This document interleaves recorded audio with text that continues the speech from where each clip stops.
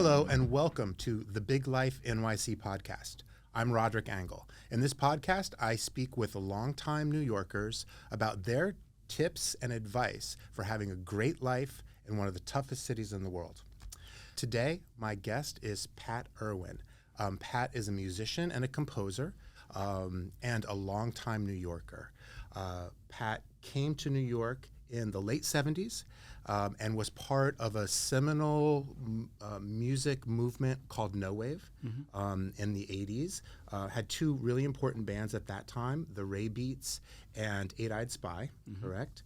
And soon after, played in the B-52s for a couple of decades. That's right. Right. And then you've also had a really long career as a composer for film and television, composed music for Dexter New Blood, Dexter the New Blood. I have to check my notes here. Nurse Jackie, Bored to Death, and The Good Cop, right? You have many projects going on currently. One of them is a band called Sus, which you told me is an ambient country band, right? You have a new album coming out very soon, and we'll be touring and playing dates in New York City. Yeah.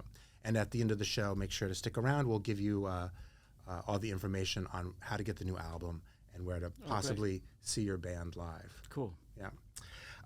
So I want you to just give us kind of your story of coming to the city, when you first moved here, where you were living at the time, and what the music scene was like then. I graduated from college in 1977, and I was going to Grinnell College in Iowa, and I had a grant that took me to Paris. So I was living in Paris, which is a pretty good spot, and I had a pretty cool pad, by the way. And it became apparent that there was only one place for me to go, and that was New York City. Right. And I walked around and looked up, and I saw spaces that were dark, and I found a 3,000 square foot loft on 27th Street. Okay. And moved in. No heat, no hot water, no kitchen. Right. Not by yourself or with roommates? I had a roommate. Yeah. And then soon after another roommate, it became apparent that I wasn't going to make enough money to pay the rent. What was the rent? What was the rent then? Do you remember in your 3,000 square foot loft? It was $600. Oh, okay. That seems expensive for then, actually. It was a little pricey. It was $200 each. Yeah. Which was plenty of money. It was ambitious at the time. A little bit. Yeah. I didn't know. Yeah. And it was heaven. Yeah. I could play music there. I could rehearse there, make a racket there. Right. The Flower District was beautiful. There was a little neighborhood in there. Fashion Institute was down the block. Yeah, that's the Fashion District. This beautiful set here at Studio 1873 is brought to you by the Everset. The Everset provides full-service staging and furniture rental solutions in the New York area. We work with Brown Harris Stevens and many other top real estate firms, staging their homes to sell quickly and at the highest price possible. Our staging is affordable without sacrificing quality or design. For more information, please visit us at staging.theeverset.com or email us at staging@theeverset.com to request a free proposal. And then what was going on musically in the city at that time, or what were you involved in musically? Well, I was a fan of the music. I went right to CBGB's. Right. The first band I saw play was Suicide. Right. Great band. Yeah, awesome. Yeah. And then I went to Max's. Right. And those were the two places. But it didn't take long for me to move down into Tribeca. I lived on Franklin, and the Mud Club opened, and there was another club called Tier 3. And by that time, I was playing in Eight-Eyed Spy and Ray Beats. Right. And those were the two clubs that we played at, along with Peppermint Lounge and Danceteria. Right. But mostly Mud Club and Tier 3. I mean, I'm still in touch with people I met at that time. Right. They're my friends. That was like grad school for me. Right. Very cool. And then you moved to Long Island City fairly quickly, right?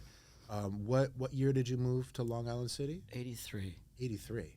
So that's pioneer territory as far as I'm concerned in Long Island City. I'm going to interrupt. Yeah, okay. There were You're going to correct me. I'm not going to correct you. Yeah. Because for certain people, maybe I was a pioneer. Yeah. I mean, Tina and Chris from the Talking Heads were all out there, and Jerry. Right. And there were other musicians. So this was a neighborhood that you maybe kind of heard about through that had potential? I'm going to be really honest. Yeah. I had never heard of it. Okay. Yeah. I had never been to Queens before. Right. But my friend from high school, who I also lived with on 27th Street, that I just saw him, by the way, down in New Orleans, he got me out of where I was living, and he said, "You got to get out of here." Yeah. And it changed my life moving out there. How so? The sky, right? The space, right? The vibe. Right. And what I was going to say is there was a real neighborhood there. Yeah. It was very, very industrial. Right. My building was rough. Right. Rough in the sense of like. Well, it wasn't. The amenities. There were no amenities. No. No amenities. Okay. There was a lot of street stuff. Yeah. Which was also over by where my studio is. The Rikers bus goes along down under them. And so that's kind of like an open air market at the time. Right, because Long Island City, used to be a very commercial industrial area, and then in the, I guess, late 70s, there was a lot of factories that kind of were abandoned there. And then, I guess now it's known for, high-rise condominiums and luxury apartments. But I guess, through the 80s and the 90s, it was, let's say, gentrifying at that time, right? So you kind of lived through that transition in Long Island City. I'm living through it. Yeah, it continues. I'm there right now. Yeah. I mean, we knew it was going to change. Right. It had to. Yeah. But we just didn't know it was going to change the way it did. Right. But it's the big city, and things change. Yeah, absolutely. Yeah. So is there still, it's also, Long Island City's always been known for a really vibrant arts community. And does it still have that for you? Hell yeah. Right. I mean, it's so cool. There's a place called the Culture Lab, which I hope holds on. Yeah.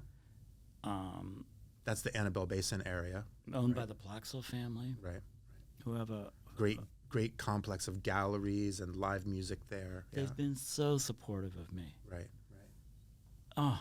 Yeah. I couldn't. There was a theater in the ground floor of my studio building called the Secret Theater that Richard Mazda, who was the owner, director, has moved further out into, I believe, Sunnyside. But there's local projects, there's small galleries. Long Island City is really known for having studio complexes that artists can rent affordable spaces in. And hopefully we'll continue. Not so much. It's getting tough. Yeah, I know. I feel pretty strongly about that kind of stuff. Yeah. Because if I feel like artists are leaders. Yeah. And in terms of real estate development. Well, culturally. Yeah, culturally. Impacting fashion. Sure. Yeah. Cultural things. Yeah.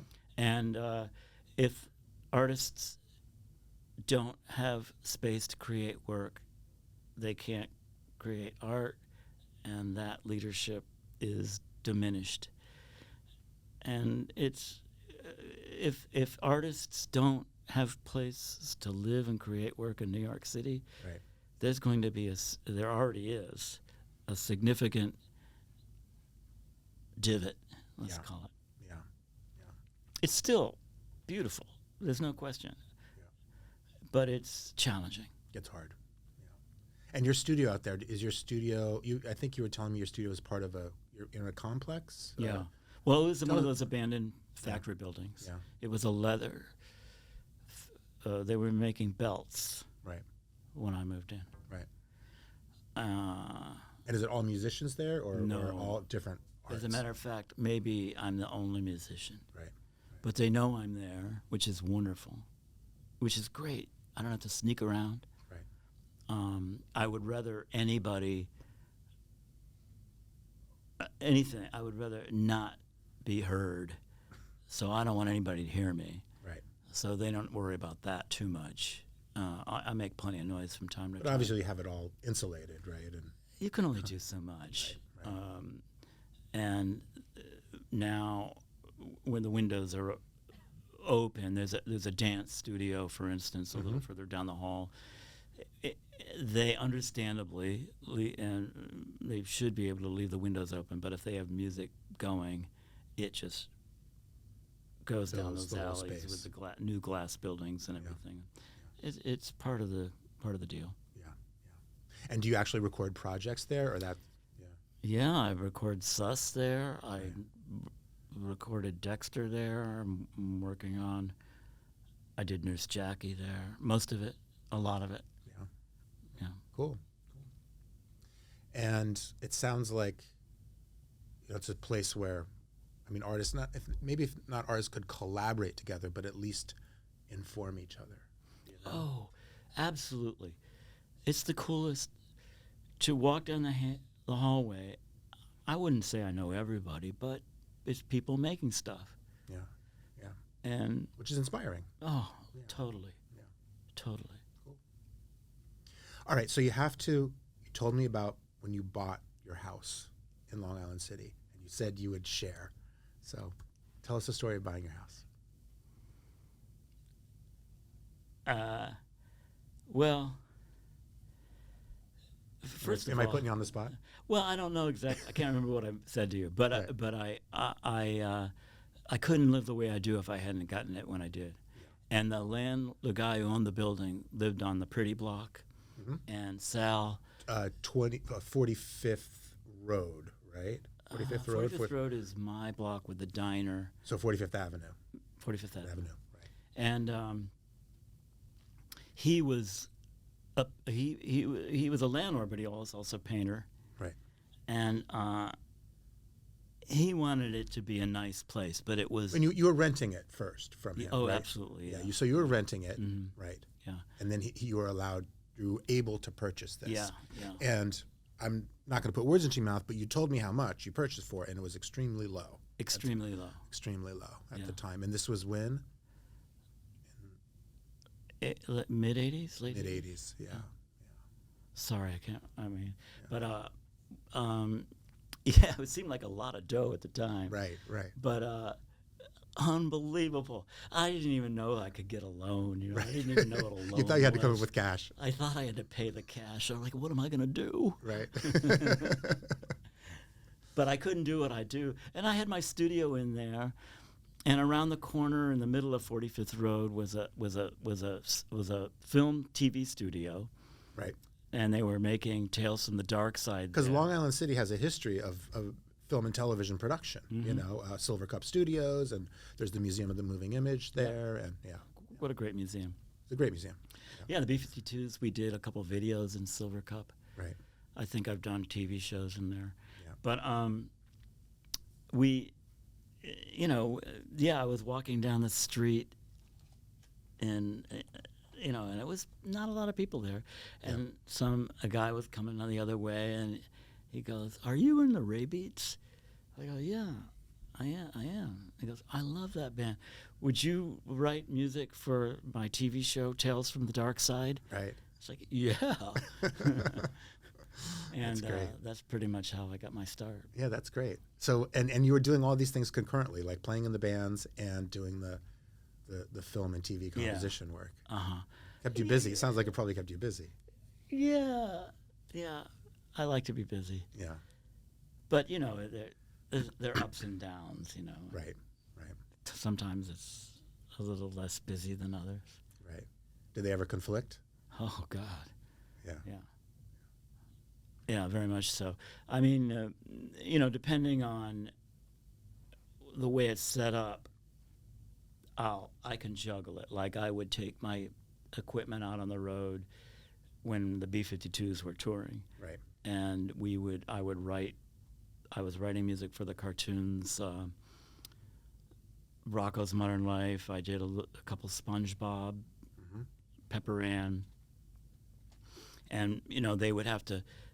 All my equipment would be loaded onto the semis. We were doing rock shows, Right. and semi tractor trailers pulling up. Yeah. and stuff. Yeah. And so the crews would load my gear up last, Right. so it could come off the truck first, and then I would go to the dressing rooms, and it was fun. Like everybody joined in. Right. It was really fun. It's just what you had to get done, so this is how we do it. Yeah. Then figure out a way. and then I would fly to LA to do the session, and the B-52s, and I don't know who we were. I remember the Pretenders. We Blondie. We were doing rock shows, and they were very generous with their schedule with me. Right. Very, very, very kind. Very cool. Cool. Sounds great. Sounds fun. It was. Sounds like a fun time. Yeah. Yeah, it really is. I mean, those kinds of shows we were talking a little bit before. There's a lot of work. There's an image in reality. Yeah. But part of the job, in a way, is making it fun. Right. It's not hard, but if you don't allow yourself to have fun, it's not fun. Right. It's like, people will say, "Oh, I can imagine all that fun you're having, partying and meeting, blah blah blah." Right. It's like, no, it's work. Right. The Rolling Stones work really hard. Yeah, I'm sure. They and I mean, I don't feel sorry for them, but it's but work. they work really hard. Yeah. I mean, with the B-52s, we did a little run with them, a thing with the Rolling Stones, and my goodness, are they together? Yeah. So, how have you seen the music business change over your career? Well, first of all, technology has Right. changed. The home computer and the laptop. You can now make a record in your bedroom. Right. And you can do a film score in your bedroom. Right. I don't need a road case the way I did in the 80s that's bigger than your house. Right. I can put it on my laptop. Right. And so consequently, the technology has changed everything. But the perspective of recording, I still like to move air. I still like to work with musicians, Right. live musicians, and I still like that interaction and the hang, camaraderie. Sure. Exchange of ideas and Somebody has an idea that's cool. Yeah. Let's go for it. right. And you can't really do that in your bedroom. Right. So, do you think young musicians are missing out on that now, or are they finding other ways to generate that? A little of both. A little both. Because you teach also, right? Yes, I do. Yeah. I teach at Brooklyn College. Yeah. I want to get your perspective on. Well, there's a heartbreaking aspect of looking over a class. I teach at NYU. Okay. And the economics of this are challenging. Right. And not to be all doom and gloom about it, but paying tuition, paying for a laptop, paying for internet, paying for the right sounds Right. to make you the software to make you Right. competitive with Right. people like me, I guess. And I want them to succeed. But if they're struggling just to make the rent, it's going to be very difficult. And like I said, I couldn't have done what I did without finding that place on 27th Street. Right. And making records, I still love buying records and listening to records. I was listening to records last night. But streaming and the technology has changed everything. Right. And the economy of it. The economy is Musicians make really nothing rough. from streaming, right? It upsets me. Right. I can imagine. Yeah. I mean, I'll be fine. It upsets me, and I'm just a fan. It's upsetting. Yeah. I mean, even now, it's like people, Dexter was, I don't want this to get too boring or negative or anything, but it was the most streamed show in Showtime's history. And that's thrilling. That's fun. I mean, God, how did I get in the people Lucky listening to your work? How did I get in the Lucky Duck Club? Yeah. This is cool. Yeah. But I got my first royalty check. I mean, it takes a while, a couple of years, and it was so low. I had to call them up and say, "Is this, what's going on?" Yeah. We're really sorry. So you're saying that royalties for a streamed television show as to the composer are less than a network show. Right. I didn't even realize that. Yeah, like a network show. That Budweiser ad still pays what you would think. Yeah. Right. For the residuals and everything. Residuals, right. But listen, I'm not going to stop anytime soon. Yeah. And I think that if my students really want to do it, and a young person, they're not going to stop anytime soon. Right. They're going to figure it out, and they already are. Right. Yeah.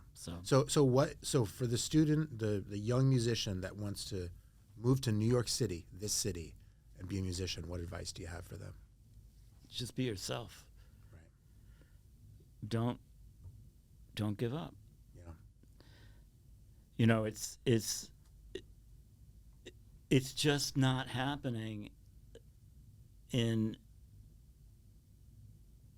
3,000 square foot lofts or lofts where Blondie lived, or Talking Heads, who made records in Long Island City. Right.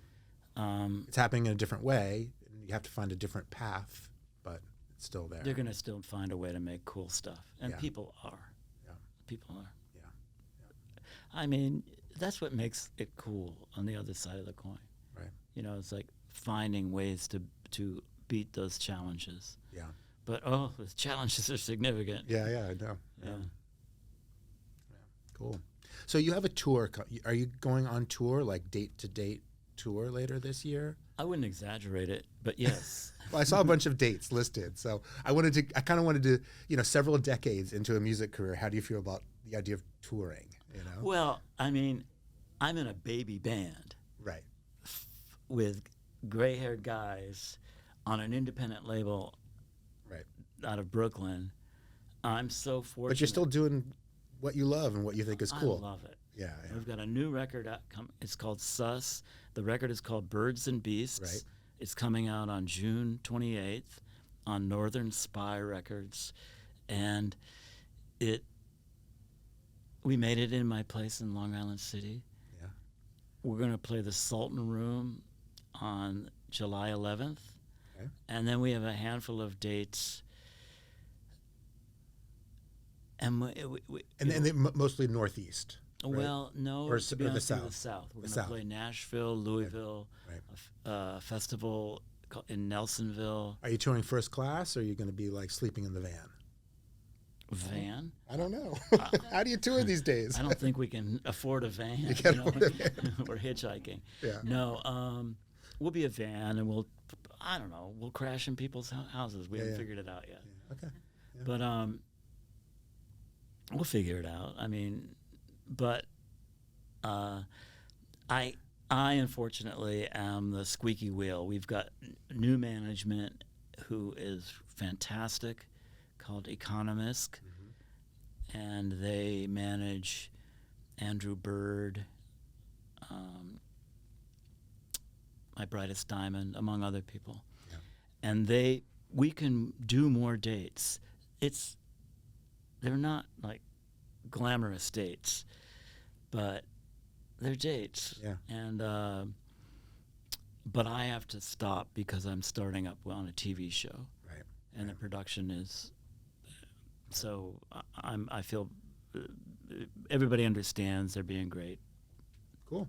Sounds fun. Yeah. Sounds great. I'm definitely going to try to make the Sultan Room date. I put on my calendar. Oh, cool. Yeah. Have you been there? I haven't been there. It's no. awesome. Is it? And where in Brooklyn is it?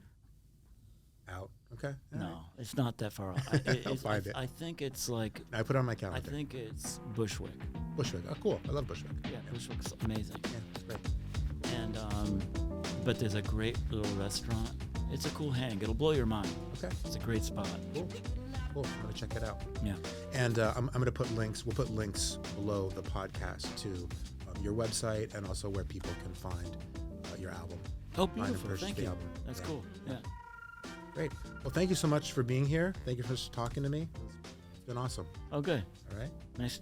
Thanks for having me. Yeah, my pleasure. All right.